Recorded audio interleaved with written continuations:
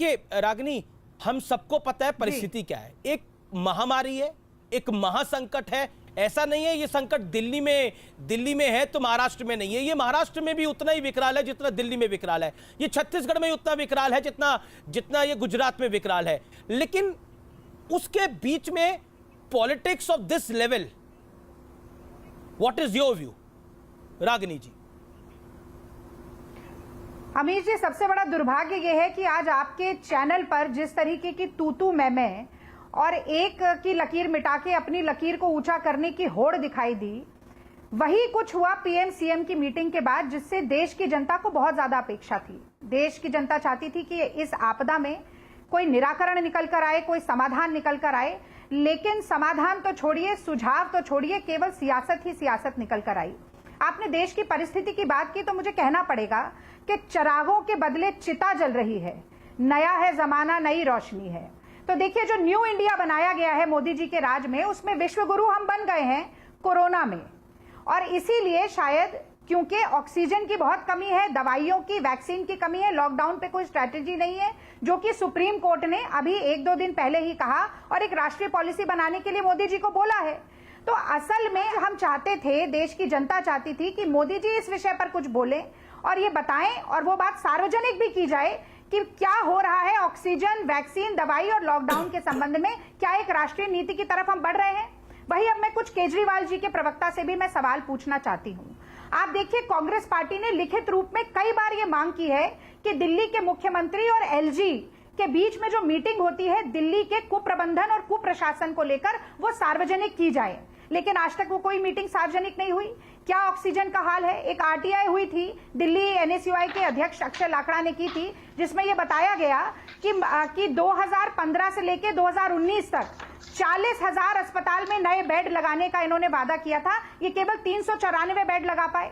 उसी आरटीआई में यह भी पता चला कि मोहल्ला क्लिनिक जो है उसमें दवाइयों का वितरण नहीं। आज दिल्ली की जनता चाहती थी कि मुख्यमंत्री ये बोलते, हाथ जोड़ के असहाय होने के दिखने के बजाय ये बताते कि कितने आरटीपीसीआर टेस्ट हो रहे हैं दिल्ली के मोहल्ला क्लिनिक में, ये बताते कितनी रेमडेसिविर बटी है दिल्ली के मोहल्ला क्लिनिक से, ये बताते कि दिल्ली ने कितने नए ऑक्सीजन प्लांट लगाए हैं। लेकिन ये कुछ बताया नहीं गया। और मुझे बड़ा दुख है अमीश जी कि हुआ क्या, एक है प्रचार मंत्री, जो एक मुख्यमंत्री ऐसे हैं जो कि 556 करोड़ रुपया प्रचार में खर्चते हैं एक साल में, और एक है आत्ममुग्ध प्रधानमंत्री, और दोनों केवल इस बात में लगे थे कि कौन किसको अपने से 19 साबित कर दे। दिल्ली की जनता, देश की जनता के लिए कौन सा सुझाव इस मीटिंग से निकल कर आया, मैं जानना चाहती हूं। आज नक्शे कदम पे चलने की बात राघव चड्ढा कर रहे हैं, तो मुझे बता दें कि मोदी जी जो आपदा में अवसर खोजते हैं, क्या उन्हीं के नक्शे कदम पे चल के केजरीवाल जी भी आज आपदा में अवसर खोज रहे थे? पहले राघव चड्ढा, राजधर्म का पाठ मोदी जी को तो पढ़ा दिया था अटल बिहारी वाजपेयी जी ने। आप क्यों नहीं राजधर्म निभाते? ठीक है, पहले राघव चड्ढा, फिर संबित पात्रा। ठीक है राघव जी, वो हाथ जोड़कर भीख मांगते हुए नजर आए और अपनी असहायता दिखाएं, बजाय इसके कि ये बताएं कि उन्होंने दिल्ली की जनता के लिए किया क्या है अब तक। मैं राघव चड्ढा 2 बातों पर आपका ध्यान लेके आना चाहता हूं। बैठक के अंदर 2 चीजें ऐसी हुई कि सीएम द्वारा कहा गया कि एयरलिफ्ट करानी चाहिए, जबकि एयरलिफ्ट हो रही है, प्रधानमंत्री ने भी इसका जवाब दिया।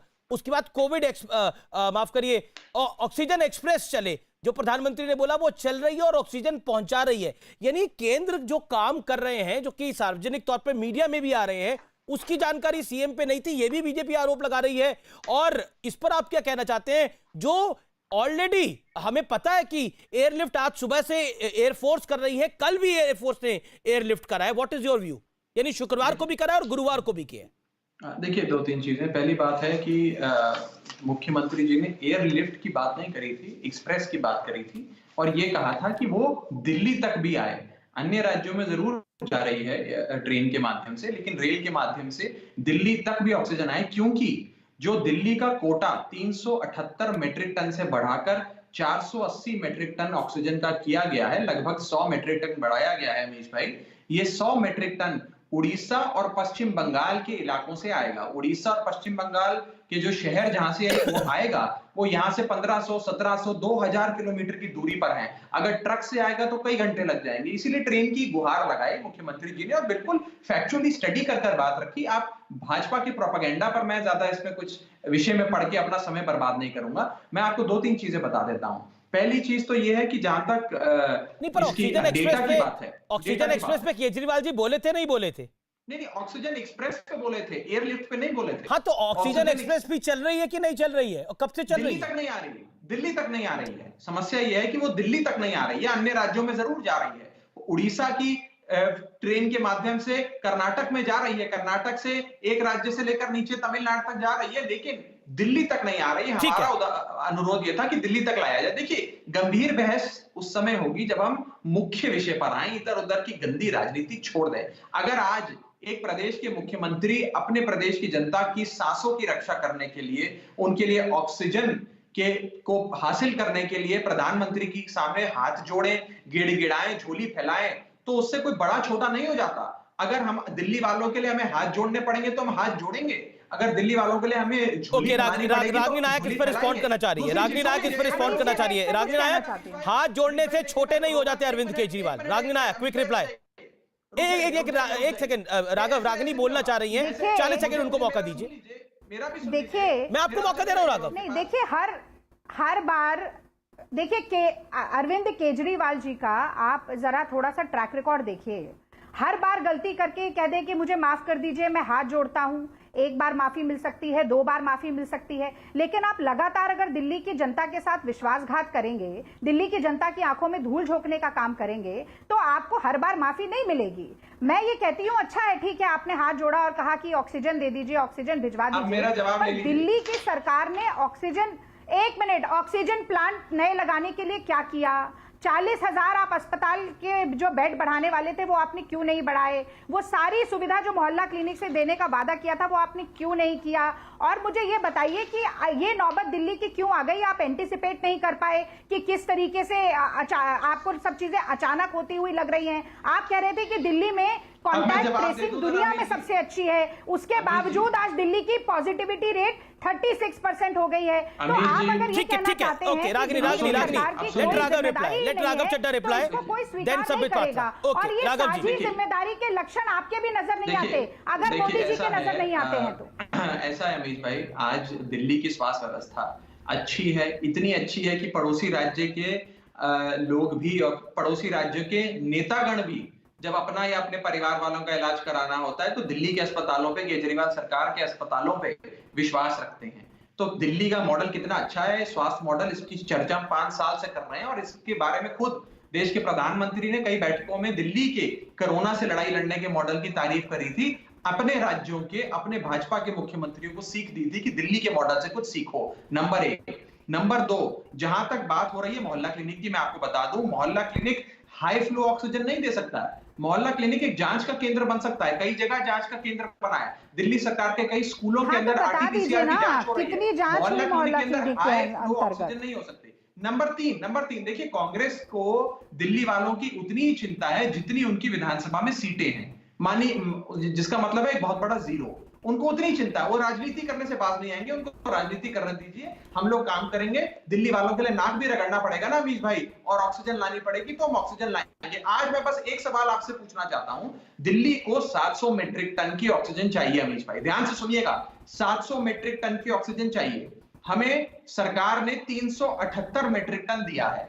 उसके बाद हमने जब झोली फैलाई, हाथ जोड़े, तो 378 से बढ़ाकर 480 कर दिया, जिसके लिए हम उनके शुक्रगुजार हैं। लेकिन अभी भी 480 मीट्रिक टन जो हमें दिया गया है वो 700 के आंकड़े से काफी कम है, और 480 मीट्रिक टन जो दिया गया है वो भी पूरी तरीके से दिल्ली में नहीं आ रहा है, क्योंकि कई राज्य जो पड़ोसी राज्य हैं उसमें उसके चलते कुछ परेशानियां आ रही हैं। मेरा आपके माध्यम से भी अनुरोध है कि देश के प्रधानमंत्री जी, भारतीय जनता पार्टी जिसमें उनकी कई राज्य सरकारें हैं, वो दिल्ली वालों के ऑक्सीजन के ट्रकों को ना रोकें। जो हमारा ऑथराइज कोटा है, जो केंद्र सरकार ने हमें 480 मीट्रिक टन दिया है, वो दिल्ली में आने दें। दिल्ली के अंदर ऑक्सीजन की कोई कमी नहीं आने देंगे और दिल्ली के लोगों को जल्द स्वस्थ करके कोरोना रूपी राक्षस को दिल्ली वाले केजरीवाल सरकार के साथ मारेंगे। स्थिति चिंताजनक है, लेकिन मिलकर लड़ाई लड़नी है। मैं कांग्रेस का भी साथ चाहता हूं, मैं बीजेपी का भी साथ चाहता हूं, मैं पत्रकारों का भी साथ चाहता हूं। ये बहुत बड़ी महामारी है, कोई एक नेता, कोई एक पार्टी, लेकिन आपको, ठीक है, ओके, मैं रागिनी जी का साथ चाहता हूं, मैं चाहता हूं रागिनी जी राजनीति बंद करके हमारा साथ दे इस लड़ाई में। Okay, Ragini Nayak 30 second, and Sambit Patra. Ragini.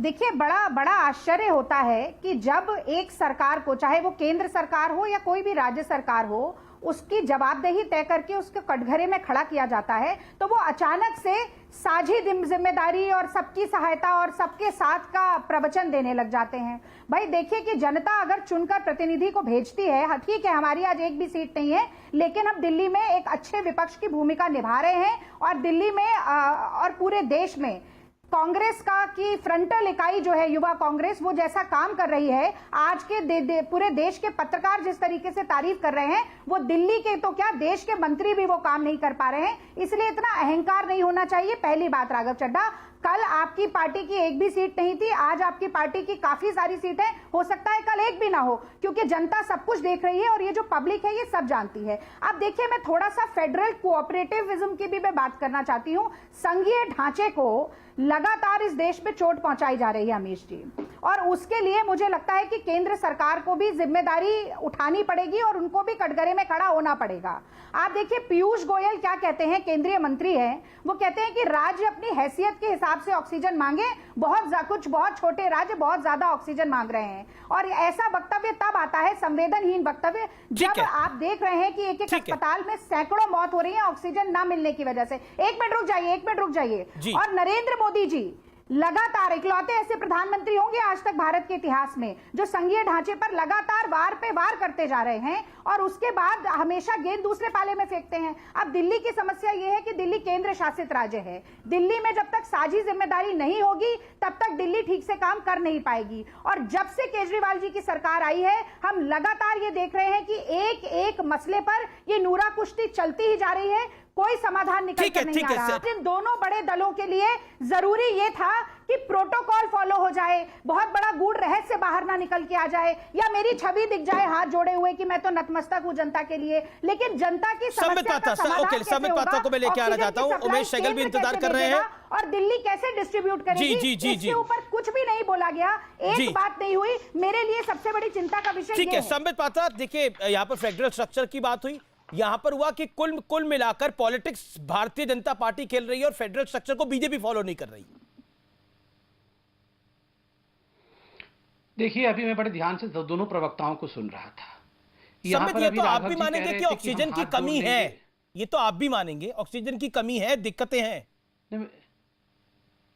देखिए, पहले तो मैं बता दूं, बिल्कुल जो चीजें दिख रही हैं सामने, लोग परेशान हो रहे हैं, उस पर यहां पर मजाक किया जाए ये बिल्कुल उचित नहीं होगा।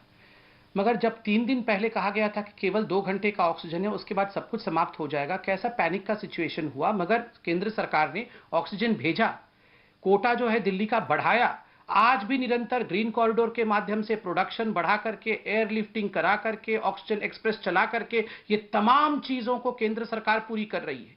और यहां पर ये जो कहा जा रहा है हम हाथ जोड़ते हैं जी, हम झोली फैला देंगे, ये इस प्रकार के डायलॉग से नहीं चलता है अमीश भाई, ये डायलॉग बाजी है। मुझे बहुत तकलीफ हो रही है कहने में, मगर ये जो 20 बार कहा गया हम झोली फैला देंगे, आप झोली मत फैलाइए, आप अपना काम करिए। आपका अधिकार, आपको नहीं रोका जाएगा आपको अधिकार देने से, आपका अधिकार मिलेगा। भगवान के लिए अपना काम करिए, 24 घंटा एडवर्टाइजमेंट और प्रचार करने में व्यस्त मत रहिए, नंबर 1। नंबर 2, आपने कहा मोदी जी, अमित शाह जी, बाकी तो बंगाल के चुनाव में थे। अरे ममता जी भी बंगाल के चुनाव कर रही थी, मगर आप तो यहां किसानों को समर्थन कर रहे थे। आज भी किसान यहां पर रोड में मौजूद हैं। याद करिए, आइनॉक्स ने पहले दिन कहा कि हमें 100 किलोमीटर अधिक घूम के आना पड़ रहा है। यही ऑक्सीजन डिलीवरी और जल्दी होगी अगर किसान सिंघू बॉर्डर, टिकरी बॉर्डर इत्यादि बॉर्डर ब्लॉक ना करे, यह भी विषय है। तीसरी विषय है, मैं आज दिल्ली की जनता को बिल्कुल आश्वस्त करता हूं, हम बीजेपी के छोटे कार्यकर्ता हैं, मगर मैं जानता हूं भारतीय जनता पार्टी की सरकार को। ठीक बात है, आप परेशान हैं, मोदी जी ने आश्वस्त किया है, आम आदमी पार्टी कह रही है हमसे अब नहीं हो पाएगा, आप चिंता मत करिए, हम ऑक्सीजन सप्लाई करेंगे, किसी भी प्रकार से सारे राज्यों के बीच कोऑर्डिनेशन स्थापित करके करेंगे। एक इंपॉर्टेंट न्यूज भी हुआ है, बिल्कुल सही कहा आम आदमी पार्टी के स्पोक्स पर्सन ने, उड़ीसा और बंगाल ये दोनों अटैच किए गए हैं दिल्ली के साथ कि आप अपना ऑक्सीजन दिल्ली को दीजिएगा। ममता बनर्जी ने चिट्ठी लिखकर इनकार कर दिया है कि 1 लीटर भी, 1 मेगाटन ऑक्सीजन भी हम किसी राज्य को नहीं देंगे। सारा ऑक्सीजन पहले बंगाल में खपत होगा, उसके बाद किसी और राज्य में जा सकता है। एक शब्द तो ममता जी के विषय में नहीं कहा यहाँ पर अटैक आप हरियाणा को कर रहे हैं, यहाँ आप अटैक उत्तर प्रदेश को कर रहे हैं, मगर अमित ममता जी जी को लेकर आप पूरी तरह से चुप है। मैं यहाँ जनता के भला के लिए कि केंद्र सरकार ने क्या किया है दिल्ली के लिए, ये बहुत पॉजिटिव विषय है, ये जानना चाहिए जनता को। केंद्र सरकार ने जब अरविंद केजरीवाल जी ने कहा कि उनसे नहीं हो पाएगा, उसके बाद डीआरडीओ के अमित जी मैंने बहुत पर आपने भी लंबा ही बोला था राघव जी, आपने भी लंबा ही बोला था, उनको 30 सेकंड और ले लीजिए, फिर आप मुझे ये कंप्लीट करने दिया जाए। अमित जी मैं बहुत महत्वपूर्ण चीजें बता रहा हूं, मुझे ये चीज कंप्लीट करने दिया जाए। देखिए, जब अरविंद जी ने कहा कि मुझसे ना हो पाएगा, उसके बाद केंद्र सरकार ने यथाशीघ्र डीआरडीओ के 500 बेड वाला सरदार वल्लभ भाई पटेल जो फैसिलिटी है वो निर्माण कराया। 250 बेड्स इसमें से ऑक्सीजनेटेड बेड ये अभी कार्यरत हैं। मंगलवार से आप देखिएगा बाकी 250 बेड भी कार्यरत हो जाएंगे। अरविंद केजरीवाल जी के सरेंडर के पश्चात तुरंत मेडिकल फेटर्निटी और paramedical staff ministry of home affair द्वारा भेजे गए हैं इन 500 बेडेड हॉस्पिटल के लिए। सेंट्रल गवर्नमेंट की जो कैपेसिटी थी आज से पहले, अर्थात इस सर्ज से पहले 1090 बेड की दिल्ली के तमाम सेंट्रल गवर्नमेंट हॉस्पिटल को, उसको पहले बढ़ाकर प्रथम चरण में 3800 बेड, जिसमें कि 480 आईसीयू बेड थे, वो किया गया। अब बढ़ाकर के 4160 बेड, जिसमें कि 730 बेड आईसीयू का है, ये किया गया। दिल्ली के ऑक्सीजन को 378 मेट्रिक टन किया गया। अंत में मैं कहना चाहूंगा, रागिनी जी ने गलत कहा कि पीयूष गोयल जी ने कहा कि छोटे राज्य कम ऑक्सीजन इस्तेमाल करें। बिल्कुल नहीं, पीयूष जी ने एक शब्द इस्तेमाल किया था, रैशनलाइजेशन, जो कि तमाम राज्यों के मुख्यमंत्रियों ने और हेल्थ मिनिस्टर ने इस शब्द का इस्तेमाल किया है, rationalisation of oxygen. Rationalisation of oxygen Maharashtra के मुख्यमंत्री भी बोल रहे हैं कि we have to rationally use our oxygen. वहां के हेल्थ मिनिस्टर भी कह रहे हैं रैशनलाइजेशन ऑफ ऑक्सीजन। तो इस प्रकार की झूठी बातें, आपने अपनी बात को रख लिया, वो कम इस्तेमाल करे, ऐसा पीयूष जी ने कतई नहीं कहा। ठीक है रागिनी, मैं राघव आपके पास आ रहा हूं। रागिनी कुछ कहना चाह रही है, फिर मैं आप ही के पास आता हूं। रागिनी नायक,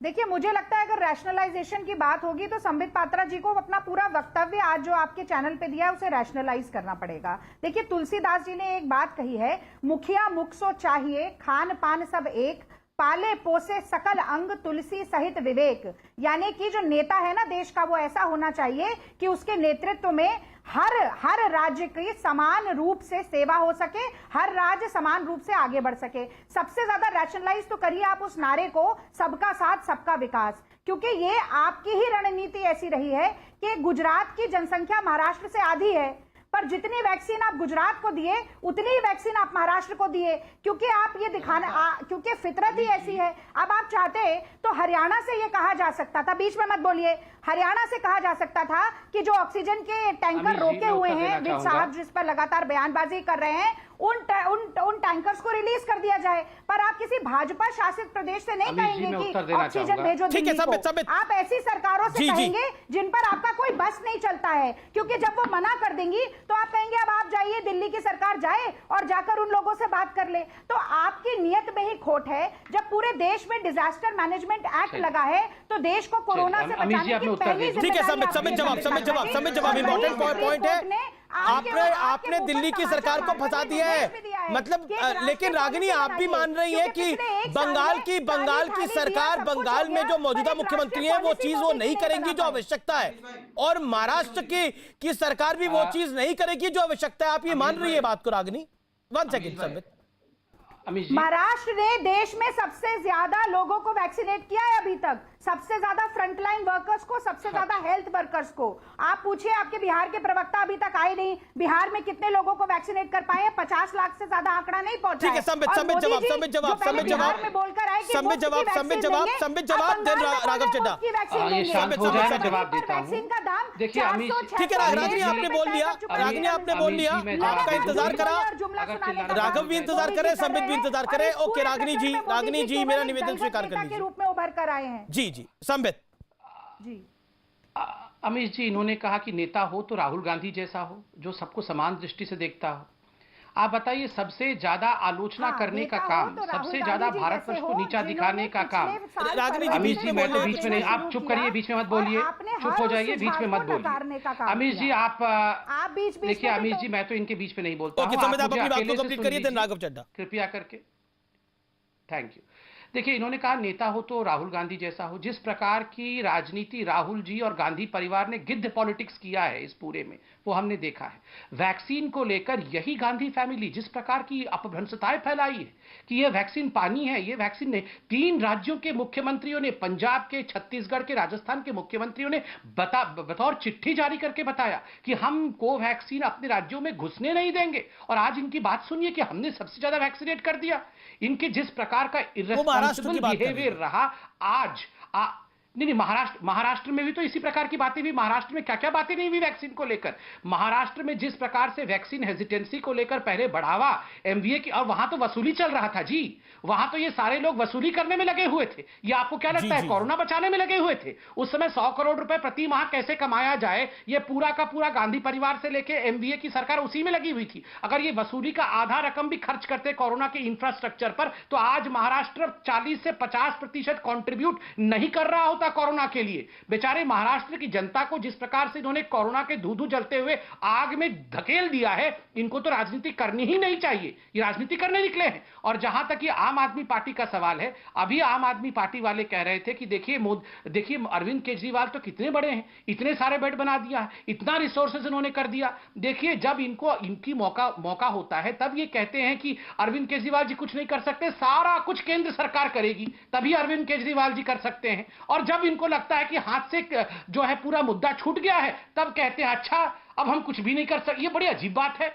मतलब जब समय ठीक हो तब सारा क्रेडिट अरविंद केजरीवाल का, और जब समय खराब हो सारा ठीकरा लेके मोदी जी के ऊपर। ओके, राघव चड्ढा, किस प्रकार से चल सकता है? राघव चड्ढा को मैं लेके आना चाहता हूं। राघव चड्ढा बोलिए, आप अपनी बात को रखिए। मैं राघवी आपको मौका दूंगा। राघव चड्ढा, और मौका दीजिए संबित जी को। ऐसा लग रहा है कि केवल संबित जी बोल रहे हैं इस चैनल पे, और तो कोई बोल नहीं रहा। नहीं, राघव जी आपको भी मौका मिल रहा है, आप भी अपनी बात को रखिए। नहीं, आप संबित जी को लाइव बुलाकर उनके साथ 1 to 1 करिए। फिर हमें क्यों बुलाते हैं जब हमें नहीं बुलवाना आपने? तो उनसे लाइव 1 to 1 इंटरव्यू करिए, उनका उन्हीं को बुलवाइए। इतनी देर से हम इंतजार कर रहे हैं, वो लगातार। नहीं, रागिनी नायक बोल रही थी, फिर संबित बोल रहे थे, फिर रागिनी नायक बोल रही थी। आप अपनी बात को रखिए ना राघव जी। पहले मन बना लीजिए कि आपको बुलवाना किसको है अमीश भाई। आप सोच के बताइए किसको बुलाना। मैंने तो आपको आपसे बात करनी है, आपसे चर्चा करनी है, तभी तो आपको बुलाया है। आप ही बोले शुरुआत में, तो आप ही बोले राघव जी, इतना नाराज क्यों हैं? रखिए अपनी बात को। चैनल या संबित पात्रा की पार्टी के प्रवक्ता की बयानबाजी का चैनल मत बनाइए। हम लोगों को बुलाते हैं तो हमें भी बोलने दीजिए। पहली चीज यह है कि इस देश के अंदर डिजास्टर मैनेजमेंट एक्ट लागू है, जिसके तहत केंद्र सरकार के पास सारी शक्तियों का केंद्रीयकरण हो गया है। जो ये बारी बारी बोला जाता है राज्य सरकारें सरेंडर हो गई हैं प्रधानमंत्री के सामने, अरे सरेंडर नहीं होगी तो क्या होंगी? कोई भी निर्णय लेने की शक्ति आज किसी राज्य सरकार के पास नहीं है, क्योंकि डिजास्टर मैनेजमेंट कानून इस देश में लागू है, जिसके तहत वैक्सीन कहां जाएगी, कितनी बनेगी, कितनी एक्सपोर्ट होगी, ये केंद्र सरकार डिसाइड करती है। कंटेनमेंट जोन की क्या नीति होगी, ये केंद्र सरकार करती है। रेमडेसिविर किस राज्य को कितनी मिलेगी, ये केंद्र सरकार डिसाइड करती है। ऑक्सीजन लेकिन लेकिन कंटेनमेंट जोन की रिस्पॉन्सिबिलिटी तो अब राज्य सरकारों की डाल दी गई है, उसकी नीति बनाने की। कंटेनमेंट जोन जमीन पे जाके बनाने की राज्य सरकार की जिम्मेदारी है, लेकिन उसकी क्या ढांचा और नीति होगी वो राज्य सरकार डिसाइड नहीं करती है, वो केंद्र सरकार डिसाइड करती है। जरा मेरी बात सुन लीजिए। जैसे आपने संबित जी को नहीं रोका, मुझे पूरा विश्वास है मुझे भी नहीं रोका। आपको कोई रोक नहीं, आप अपनी बात को रखिए। अब सुनिए, जब ये सारी भूमिका बना रहे केंद्र सरकार में लीन है, जब केंद्र सरकार ये ऑल पावरफुल है, तो अगर राज्य सरकार और मुख्यमंत्री अपने प्रधानमंत्री की ओर नहीं देखेंगे, उनकी ओर झोली नहीं फैलाएंगे, तो किसकी ओर फैलाएंगे? अगर देश के यशस्वी प्रधानमंत्री जिनको इतने लोग वोट देते हैं, अगर वो कोरोना मैनेजमेंट, चुनावी मैनेजमेंट करेंगे, रैलियों में मास्क नहीं पहनेंगे, लेकिन कैमरे के सामने वर्चुअल मीटिंग में मास्क पहनेंगे, तो लोग सवाल नहीं खड़ा करेंगे क्या आज ये सवाल नहीं खड़ा होता कि अगर 6.5 करोड़ वैक्सीन जो इन लोगों ने एक्सपोर्ट कर बचाने वाली सुरक्षा कवच दिल्ली वालों को पहना देते तो दिल्ली में जवाब देना चाहूंगा। क्यों एक्सपोर्ट करी? ऑक्सीजन की कमी आज की जो बात हो रही है, 9,224 मीट्रिक टन अमीश भाई हिंदुस्तान ने एक्सपोर्ट कर दिया ऑक्सीजन। प्रधानमंत्री के ऊपर आक्षेप लगे हैं, मुझे उत्तर देना है। इस महामारी के साल में ऑक्सीजन बचा कर देश के हर कोने में पहुंचानी चाहिए। इंडस्ट्रियल ऑक्सीजन को आप कह रहे हैं कि ऑक्सीजन एक्सपोर्ट किया। तुमको 20 सेकंड और दीजिए। उत्तर देना चाहूंगा। यहाँ झूठ और फेक न्यूज फैलाया जा रहा है, ये गलत है, मुझे बोलने दीजिए, मेरे को मत रोकिए। बोलिए, आप 15 सेकंड अपनी बात को और रखिए। बात होती है, अगर राजनीति की बात होती है तो हम भी ये बोलेंगे कि केंद्र सरकार ने कितने बेड बनाए हैं दिल्ली में, एमसीडी के अस्पतालों ने कितने बेड लगाए दिल्ली में, सारी जिम्मेदारी अरविंद केजरीवाल निभाते हैं और उस अरविंद केजरीवाल को अब शक्तिहीन करने में लगे हैं, उस अरविंद केजरीवाल की शक्तियां छीनने में लगे हैं। इकलौता मुख्यमंत्री जो पारदर्शी तरीके से रोज अपनी जनता को ठीक है। फिलहाल ये देश है हमारा में इतना ही। आप देखते रहिए न्यूज 18। लेकिन लाख टके की बात यही है कि सियासत के मौके और भी आएंगे, लेकिन लोगों की सांसें, श्वास बेहद आवश्यक है। नमस्कार।